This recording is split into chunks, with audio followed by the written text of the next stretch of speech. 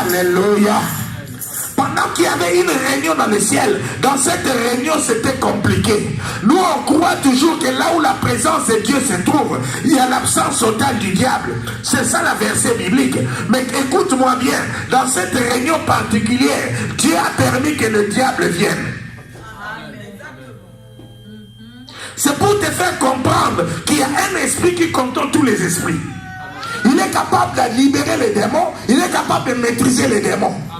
Il est capable de libérer Satan, il est capable de bloquer Satan. Si Satan te bloque, tu as quelqu'un qui peut ouvrir.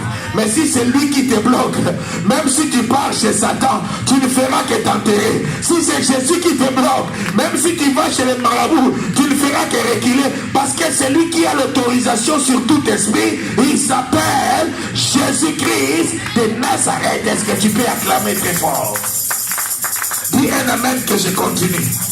La Bible dit, ils se sont convenus parce que lui, Satan, était en train d'écouter Dieu vanter les merveilles d'un homme. Dire que cet homme, tu vois, c'est un homme intègre, qui craint Dieu, qui marche selon les principes de Dieu.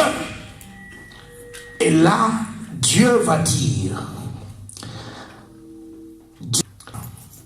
il parle à qui? À Satan. Or, Satan est différent de Dieu. Satan parcourt la terre. Il n'est pas Dieu pour être omniscient, omniprésent. Il y a une différence. Dieu sous les eaux, il est sur la terre, il est dans les cieux, il est. Il n'a pas besoin de parcourir la terre. Mais le diable, lui, il est limité. Il est en train de parcourir donc la terre. Et en parcourant la terre, il a le témoignage de tout ce que nous faisons. Le diable a le témoignage de ta vie.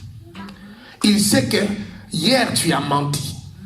Il sait que hier tu as fait telle chose. Parce que son travail, c'est quoi? Il rôde tout autour cherchant qui il dévorera. C'est ça son travail. Il rôde en cherchant des informations. Lorsque l'élévation vient, il présente à Dieu les accusations. C'est pourquoi on l'appelle l'accusateur. Que cet homme que toi tu veux élever, regarde son dossier. S'il prie, c'est parce que tu lui as donné une voiture. S'il va à l'église, c'est parce que tu lui as donné ça. Mais en réalité, il n'est pas un adorateur. Il ne t'aime pas. Mais c'est parce que tu lui as béni. C'est parce que tu lui as donné satisfaction à sa demande.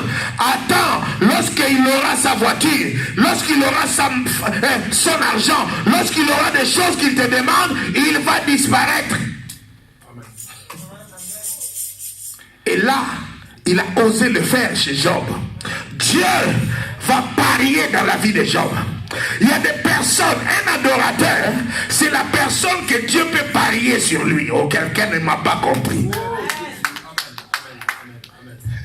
C'est-à-dire, lorsqu'il y a une épreuve de force entre le diable et Dieu, Dieu peut te défendre en disant que si je bénis mon fils avec de belles voitures, avec de belles maisons, il ne quittera pas l'église.